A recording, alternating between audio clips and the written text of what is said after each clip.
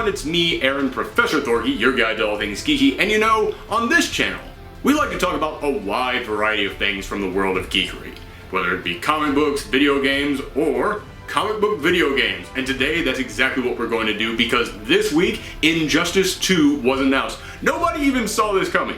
Many of us thought the Injustice world was done, but nope, they are coming back for another one. It's continuing the adventures of the Injustice universe with the evil dictator Superman and Batman and his army of other heroes banding together to try and stop him. Who knows what the story is going to be this time, but we do know that a ton of new characters are going to be included. So today on, I actually don't know what show this is. I have comic class on Wednesdays where I talk about everything from the world of comic books. And I've got Game Room on the weekend where I talk about everything from the world of video games, but this one's from the world of both.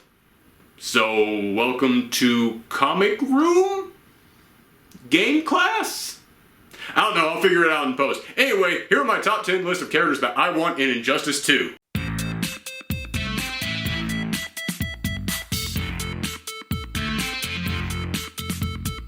Now, before we begin, like with any of my top 10s, there are some ground rules. And the first ground rule is that all these characters are going to be characters who have not been in a previous Injustice game as playable characters. And that includes Static Shock and Darkseid, because they were playable characters in the mobile version of Injustice.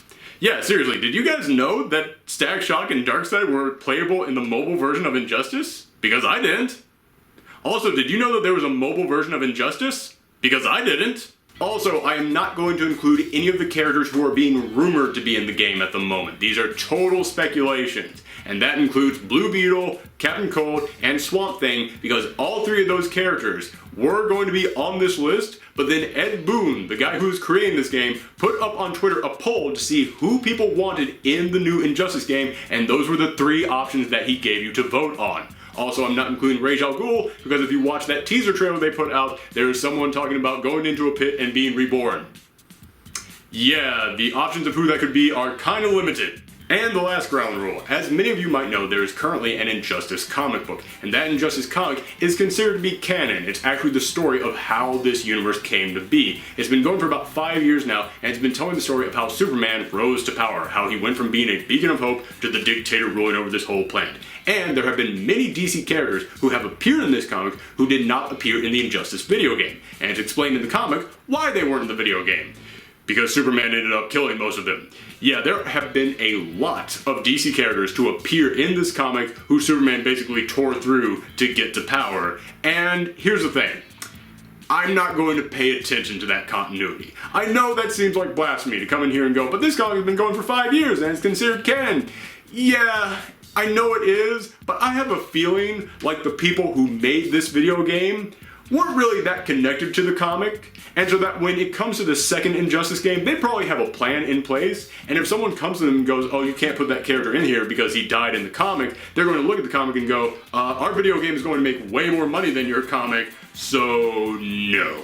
So in other words, I will be ignoring which characters are alive and which ones are dead in the Injustice comic. So, with those ground rules in place, let's begin. At number 10, Deadshot. With the upcoming Suicide Squad film right around the corner, we need at least one member from that team, and aside from Harley Quinn, Deadshot is pretty much the star of the team. Imagine him playing like Deathstroke from the last game, except emphasizing more on long-range combat with a wide variety of projectiles, which I'll admit would be really annoying to fight against, but you could balance him out by having weaker defense and weaker close-range attacks. Just like the sniper that he is, he would have to play more like a strategic character, a character who would have to actually wait for his shots and actually position himself just right. At number 9, Scarecrow. Scarecrow has grown a lot in popularity recently after being the big villain in Arkham Knight.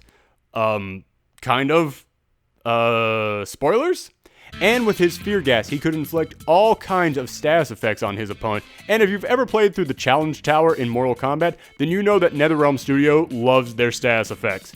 Plus, if you played through the last Injustice game and you saw the transfer sequence in the Arkham Asylum set, you already know what his Ultra move is going to be. And for anybody out there saying, yeah, but Scarecrow isn't known for fighting hand-to-hand, true, but he is known for carrying around scythes and pitchforks, so if you handed him one of those, I think he could hold his own. Number 8. Vixen. Vixen is a character that DC has been pushing a bit more recently, and honestly, I'm glad to see that. She's a really underrated character, and with her power to tap into animal totems and gain their powers, she would have a wide variety of attacks that would be perfect for a fighting game. Imagine hitting someone with rapid cheetah-like strikes, knocking them into the air with the strength of a rhino, and then flying into the air like a falcon and continuing to juggle them with a crazy combo. Plus, if the whole idea of Injustice 2 is that you get to customize your characters by giving them armor that changes the way that they fight, then imagine giving her armor, each one based on a different animal, and those animals would buff her strength, speed, or any other stat. Number 7. Orion.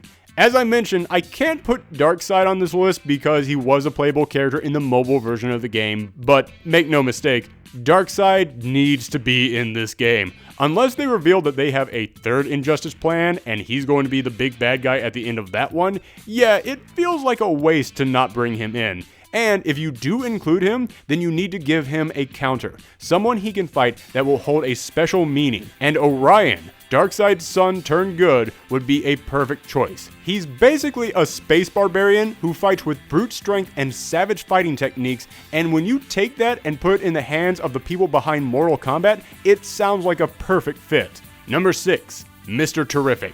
Not only is he an expert athlete, meaning that he would possess great hand-to-hand combat, he's also one of the smartest heroes in the DC universe, and he's built for himself a personal weapon called the T-Spheres, which would be a great mechanic for this game. Imagine being able to have T-Spheres hover around you, each with a different effect, and you can change between 3 or 4 different types of T-Spheres. Some of them could fire blast at your opponents, some of them could slow them down, some of them could buff up your own powers. These little balls actually provide a lot of variety for gameplay if you use them correctly.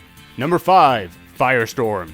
Firestorm is a character that is growing in popularity, mostly thanks to his appearances in the DC television universe. And I have to admit, one of the reasons I put him on this list is because I love that they put the skins in the last game of these television versions of the characters, and I'd like to see them do that with Firestorm.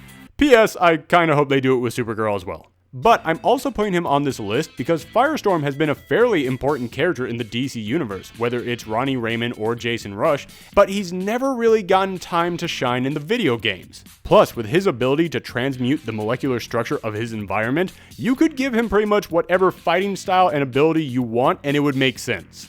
Number 4. Booster Gold. Few characters have the fan following that Booster Gold has. He hasn't had a series in years, and yet fans still wait for him to return. And the Injustice universe is kind of known for being super dark and edgy, and hey, I'm not complaining, that's the tone that they decided to go with, and it works for them in this game. However, in a world this dark, it would be kinda nice to have another character to lighten things up. Plus, as I've said, this game is being made by NetherRealm Studios, and let's be honest, Booster Gold is basically just Johnny Cage from the future. At number 3, Cheetah. In the last game, Superman had several of his enemies appear, Batman had half a dozen of them pop up, but Wonder Woman only got one, and it was Ares. I'll never forget the day they announced Ares for this game because it was the day the entire internet cried out in unison, "Really?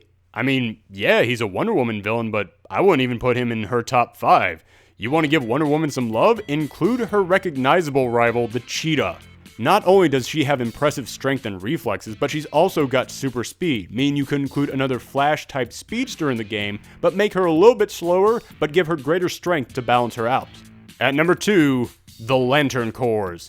I know this one might seem like a bit of a cheat since I'm not actually naming one character, but I love that Atrocitus is going to be in this game because I love the other colored Lantern Corps. So the fact that we're getting the leader of the Red Lanterns mean that DC is still trying to push these guys on the general public.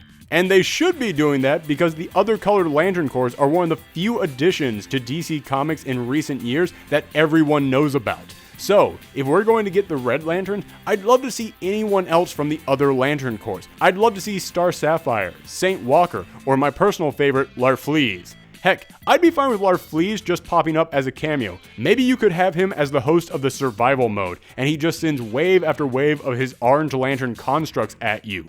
Honestly, with the variety that these Lantern Corps possess, there is so much that you could do with them, so I would just be happy to see any of them pop up.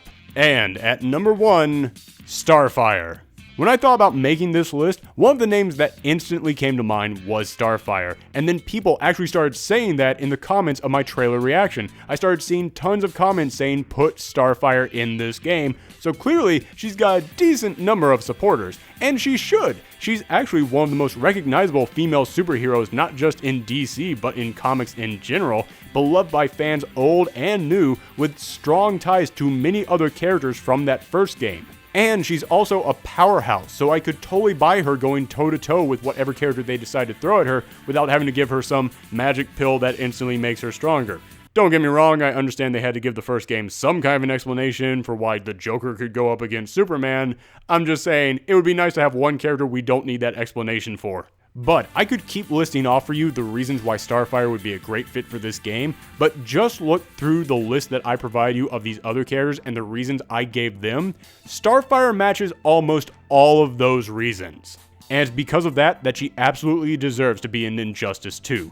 But that's just how I feel. Let me know in the comments down below what character you want to see in Injustice 2. Also, if you like this video and you want to see more stuff from me from the world of video games or comic books, then make sure that you hit that subscribe button. I do fun, geeky stuff every single week on this channel, so make sure to come back for more. And if you like this video, then make sure that you share it all around the web. It's the best way to help this channel out. You guys have been doing that a lot lately, and it shows. We've been growing a lot so quickly, and I know it's all because you guys have been sharing these videos. So thank you very much, and come back next time.